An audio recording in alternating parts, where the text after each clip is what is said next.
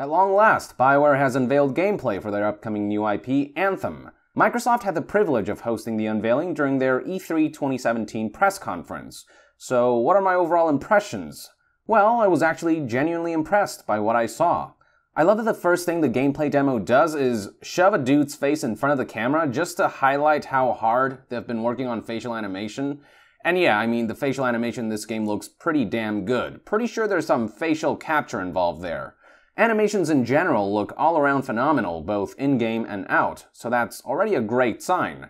After all, even if you have a great story, if it's presented with poor animations, immersion will be an uphill battle.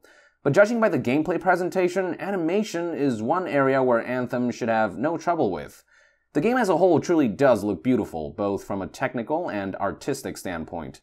I really like the general art direction and overall aesthetic. It's like a combination of Star Wars and Horizon Zero Dawn, with a little Titanfall sprinkled in there with those exosuits. The world really does feel distinct and alive from what little I saw of the game. Now the question is of course whether the game will actually look that good when it launches. On the one hand, it's common practice these days for companies to showcase unrealistically beautiful versions of their products before inevitably downgrading them at launch. On the other hand, Xbox One X, stupid name by the way, offers 6 teraflops worth of computing power, so maybe that kind of graphical fidelity is possible now. The game is not just beautiful, it is vast, and you can seemingly take to great heights and sort of hover and glide your way to anywhere on the map. That's what the game seems to be implying, at least, from the gameplay presentation. It's got this Zelda Breath of the Wild type of aerial freedom, which I really like. I was particularly impressed when the player character went from gliding in the air to diving into the water, only to be greeted by a fully realized underwater world.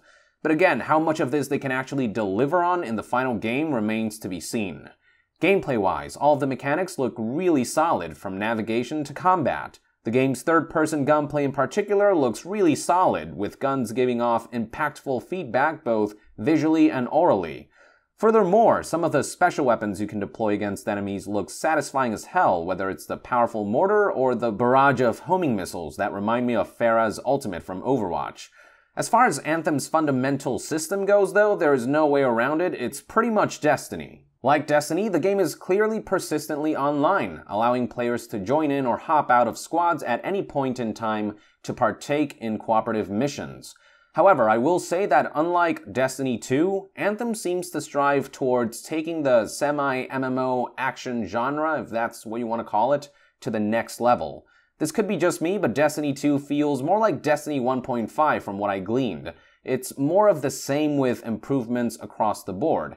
While that's not necessarily a bad thing, especially for those who enjoyed Destiny 1, I'm one of those people who was really disappointed by the first game, and the sequel doesn't seem to do anything that will capture new or disappointed players. Anthem, on the other hand, seems to take Destiny's concept to the next level by offering what seems to be a truly open and seamless world.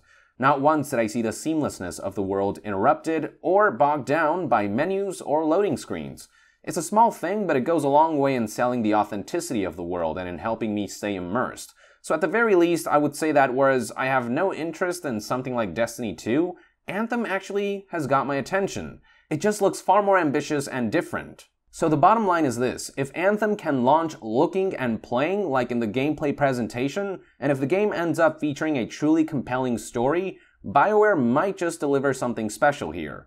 Anthem might just be everything that Destiny wasn't for me. However, although I'm already liking the aesthetic and feel of the world, and although I'm liking all of the gameplay elements that they're presenting, I'm not about to trust a scripted gameplay presentation. Playing is believing, and while I'm more than willing to give Anthem and BioWare the benefit of the doubt after that impressive gameplay presentation, I'm going to wait until I get my hands on the game before I get too excited.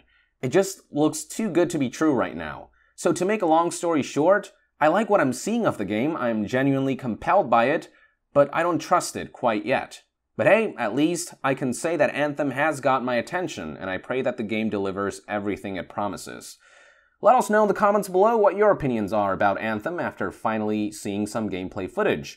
Also, if you enjoy my content, consider supporting me on Patreon so we can remain independent from third-party sponsorship and corporate interference. And to be further updated on all things Anthem and BioWare, stay tuned right here on Young Yeah! I'll see you guys next time. Young out!